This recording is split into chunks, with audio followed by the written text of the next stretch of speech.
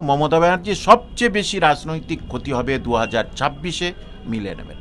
যেদিন বাবরি মসজিদ উদ্বোধন সেদিন 4 লাখ লোক হয়েছিল, কিন্তু গতকাল যেটা দেখা গেল 1 লাখের মতো লোক। মালদা, মুর্শিদাবাদ, 2 দিনাজপুরে তৃণমূল কংগ্রেসের অবস্থা খুব শোচনীয় হবে, একদম নিশ্চিত এটা।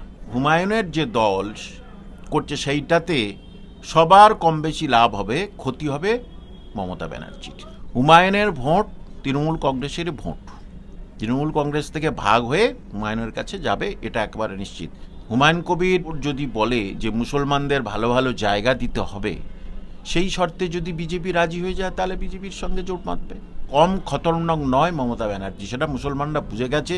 ওবিসি নিয়ে খুব কষ্ট দিয়েছে মুসলমানদের খুব। বাবরি মসজিদ কথাটা বলে কোনো মসজিদ হয় না। কেউ মসজিদ তৈরি করে দিয়েছে তার নামে মসজিদ হবে এমন কোনো কথাই হয় না। বাবরি মসজিদ কথাটাই ভুল। স্যার, ইতিমধ্যেই রাজ্যের নতুন দলের জন্ম দিয়েছে হুমায়ুন কবির, জনতা উন্নয়ন পার্টি, গতকাল মুর্শিদাবাদ থেকে। আর যেই মঞ্চে উপস্থিত ছিলেন আপনিও, কি দেখলেন সংখ্যালঘুদের চিত্র, যদি একটু দর্শকদের বলেন। দেখুন, যে মঞ্চে ছিলাম বহরমপুরের একটি এডুকেশনাল প্রোগ্রামে ছিলাম, ওখান থেকে উনি লোক পাঠিয়েছিলেন একটু আসবেন, তো জাস্ট একটু ওনার সঙ্গে আলাপ করে চলে আসলাম।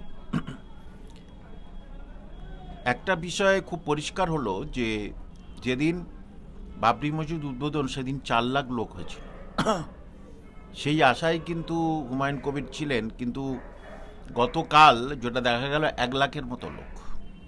অর্থাৎ ধর্ম নিয়ে মাতামাতি করতে পশ্চিমবঙ্গের মানুষ বেশি পছন্দ করে, কিন্তু যেই রাজনীতিটা মিশে যাচ্ছে তখন কিন্তু মানুষ আর পছন্দ করছে না, যেটা আমি দেখলাম নিজের চোখে। যদি একটা ভালো চিহ্ন যে আসাদুদ্দিন ওয়াইসির মিমের পতাকা ওখানে দেখলাম, মিমের সঙ্গে যদি জোট বাঁধে তাহলে কিন্তু মালদা, মুর্শিদাবাদ, 2 দিনাজপুরে তৃণমূল কংগ্রেসের অবস্থা খুব শোচনীয় হবে, একদম নিশ্চিত এটা। কারণ ওটা তো সংখ্যালঘু পপুলেট অধ্যুষিত এলাকা, ওখানে তৃণমূলের অবস্থাটা বেশ খারাপ হবে। এবং শুনছি সাউথে আইএসএফের সঙ্গে জোট দেবে, তাহলে আইএসএফের সঙ্গে জোট দিলে 24 পরগনা, হাওড়া, হুগলি, নওশাদ ভাই খুব স্ট্রং, কিন্তু তাহলে এর সঙ্গে যদি জোট বাঁধে তাহলে তৃণমূলটা খাতা খুলবে কোন জায়গায়? তৃণমূল যে 100 পার করবে, কোথা থেকে 100 পার করবে? সুতরাং হুমায়ুনের যে দল করছে সেইটাতে সবার কম বেশি লাভ হবে, ক্ষতি হবে মমতা ব্যানার্জির। স্যার, হুমায়ুন গতকাল মঞ্চ থেকে বলেছে যে তৃণমূলকে শূন্য করে ছাড়বে।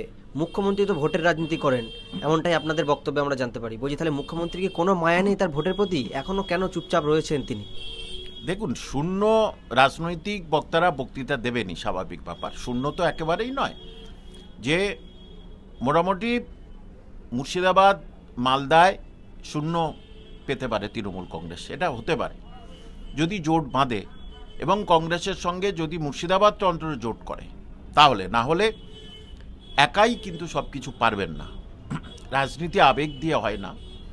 যেমন দেখুন, কালকের কি নিশা মুখার্জিকে বালিগঞ্জের প্রার্থী করে বলে দিয়ে দিলেন, কেন? হঠাৎ হটকাটিটা কেন? ওনার তার পার্সোনাল প্রোফাইলগুলো চেক করা, তাদের সব কিছু ভালো করে দেখা, থানা থেকে খোঁজ নেওয়া, যেটা আইপ্যাক করতো, সব কিছু খোঁজ খবর নিয়ে তারপরে তার হঠাৎ এটা দেওয়ার একটা হতে পারে যে তৃণমূলের কাছে দর বাড়াচ্ছে, আমি এতগুলো জায়গায় দেবো, তাহলে তৃণমূলের কাছে দর বাড়াচ্ছে। কারণ হুমায়ুনের ভোট তৃণমূল কংগ্রেসের ভোট, তৃণমূল কংগ্রেস থেকে ভাগ হয়ে হুমায়ুনের কাছে যাবে, এটা একেবারে নিশ্চিত।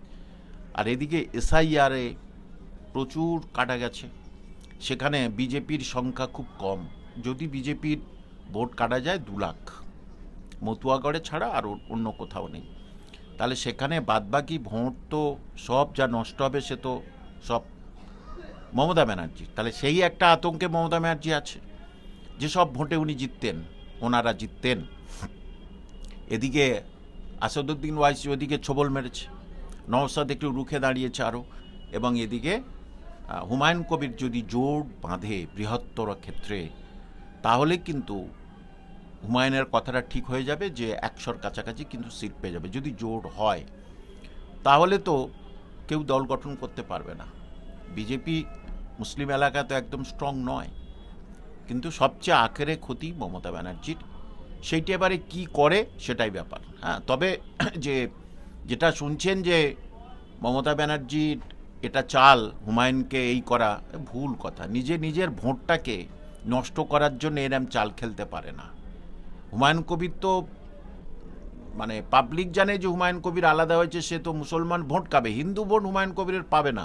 আমি যতটুকু গিয়ে দেখলাম হিন্দু ভোট কিন্তু হুমায়ুন কবির পাচ্ছে না এবং পাবে না, পাওয়ার প্রবণতা খুব কম। স্যার, আপনি যে বক্তব্যে বললেন যে দলে কোনোভাবে তৃণমূলের আসার আশঙ্কা নেই হুমায়ুনের, কিন্তু প্রশ্ন হচ্ছে, এর আগে তো একাধিকবার আমরা হুমায়ুনের মুখে মুখ্যমন্ত্রীর নামে একাধিক সুখ্যাতির কথা শুনেছি এবং রাজনৈতিক মহল থেকে যে কথা উঠে আসছে যে হুমায়ুন কবির একজন দলবদলু নেতা। তো সেক্ষেত্রে মুসলিম ভোটকে একত্রিত করে যদি কোনোভাবে কোনো দলে আবার পুনরায় ঢোকার চেষ্টা হয়, সেক্ষেত্রে তো মুসলিম সম্প্রদায়ের মধ্যে একটা তো বড় ভাবাবেগে আঘাত পড়বে। দেখুন, হুমায়ুন কবির যদি 100টা পায় তাহলে হুমায়ুন কবিরকে ছাড়াতে কেউ গঠন করতে পারবে না, কেউ গঠন করতে পারবে না। এবং সেখানে রাজনীতির কথা ব্যাপার, আজকের দিন কালকের রাত, আজকে সাদা কালকের কালো। রাজনীতি আমি সারা ভারতে যে দেখে এসছি, যে কট্টর বিজেপি বিরোধী ছিল সে বিজেপির সঙ্গে বেঁধেছে। সুতরাং হুমায়ুন কবির এবং তার জোট যদি বলে যে মুসলমানদের ভালো ভালো জায়গা দিতে হবে, সেই শর্তে যদি বিজেপি রাজি হয়ে যায় তাহলে বিজেপির সঙ্গে জোট বাঁধবে। কারণ মমতা ব্যানার্জি যে মুসলিমদের কিচ্ছু করেনি সেটা কিন্তু মুসলমানরা বুঝে গেছে।